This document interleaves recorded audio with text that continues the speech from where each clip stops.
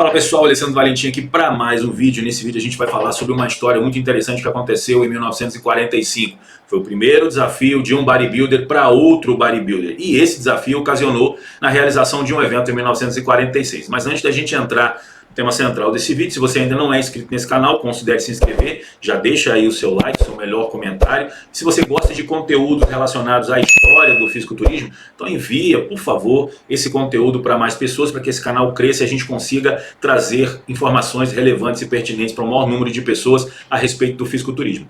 Bom, pessoal, a nossa história ela teve início em 1945 em Pittsburgh, num evento chamado Junior Nationals. Nesse evento, dois nomes centrais da nossa história, que eram ícones daquela geração, fizeram um guest pose. Eram eles o Dan Leary e o Joe Grimek. Mas quem eram esses caras? Naturalmente para você que não os conhece. Bom, o Dan Leary era um fisiculturista que competia em várias competições do Mr. América a partir de 1942. Ele não tinha êxito de vencer a competição, mas sempre ganhava o mais musculoso do evento, que era uma premiação dada à parte da premiação para o primeiro colocado no concurso. Então tinha a premiação para o Mr. América e a premiação do cara que era o mais musculoso do evento. E sempre o Dan Leary ganhava essa competição. Bom, o Dan Leary, além disso, ele era um empresário fitness, né? Ele tinha uma revista chamada Sport Trainers Illustrated. Era um cara que teve uma história ali com o Joe Eder, né? Um berimbolo ali com o Joe Eder ali nos anos 40. Foi um dos prováveis fundadores também da IFBB. Ele alega que foi ele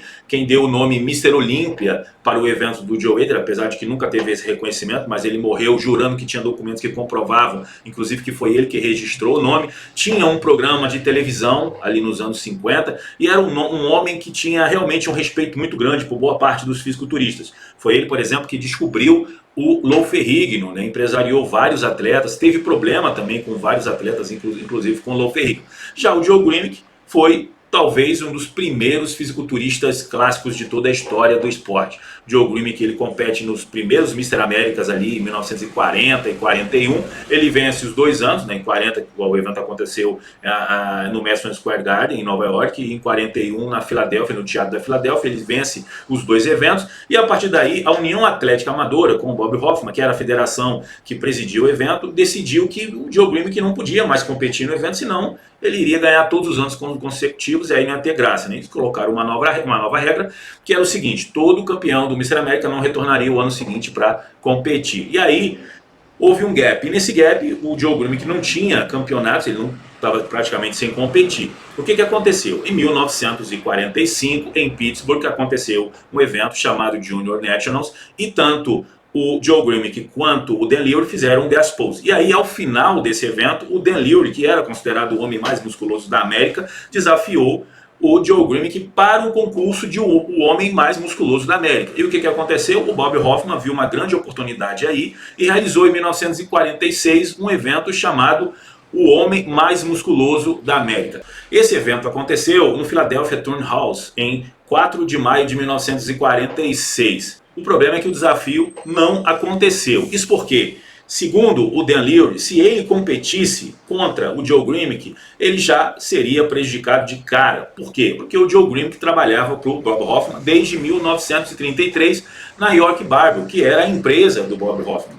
Bob Hoffman, além de ser, né, o presidente da União Atlética Amadora, ele também era o dono de uma das maiores empresas de equipamentos esportivos que tinha naquela geração, a York Barbell. E o Joe Grimek, ele não só treinava lá, como também era funcionário do Bob Hoffman. E por conta disso, o Dan Leary, sendo um evento da União Atlética Amadora, sendo esse desafio realizado dentro de um evento realizado pela União Atlética Amadora, entendia que ele já seria prejudicado antes mesmo de competir. E aí o que ele fez? Ele não sobe para competir no evento principal. E aí no evento principal, o Joe Grimek naturalmente vence a competição. Eu já falei aqui várias vezes que ele foi o único fisiculturista da história que terminou a sua carreira sem realmente perder uma competição só de fisiculturismo, e foi seguido por um outro fisiculturista chamado Steve Stango, que foi originalmente o primeiro campeão do Mr. Universo, né? A competição que acontece ali a partir de 1947, que também foi realizada na Filadélfia, né, pela FIHC, que era uma federação internacional de halterofilismo e culturismo.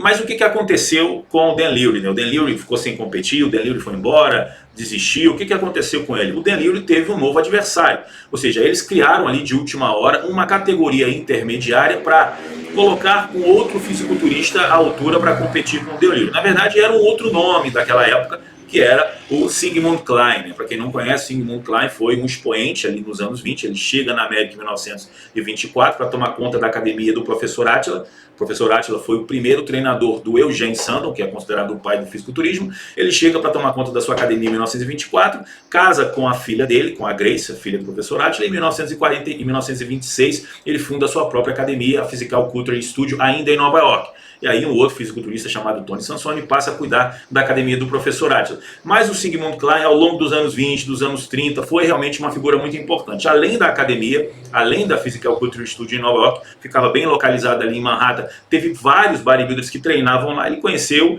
né, naturalmente, era uma roda, né, muito pequena, uma bolha muito pequena, ele acabou conhecendo o Joe Hader e o Bob Hoffman, e ele tinha uma revista chamada Clean's Bell. Então essa revista, ela se funde com a saúde e força do Bob Hoffman, e ele continua escrevendo. Ele escrevia para as revistas do Bob Hoffman, escrevia para as revistas também do Joe Hader. Por que eu estou trazendo toda essa história dele, do Sigmund Klein? Para você entender que eles trocaram 6 por meia dúzia, né? Eles tiraram o Joe Grimmig, que era um funcionário da empresa York Barber, e colocaram um outro funcionário do Bob Hoffman, que era também o Sigmund Klein. Ou seja, na pior das hipóteses, o Dan Leary não perderia tão feio assim, porque seria realmente muito feio a derrota para o Joe Grimmig, que era o maior fisiculturista daquela geração, mas de qualquer forma ele também perde para o Sigmund Klein. Ele perdeu para o Sigmund Klein na competição, na nova categoria que foi criada para o evento físico mais musculoso da América. E essa é a história do primeiro desafio que foi feito no fisiculturismo e de um evento que surgiu a partir desse desafio que foi feito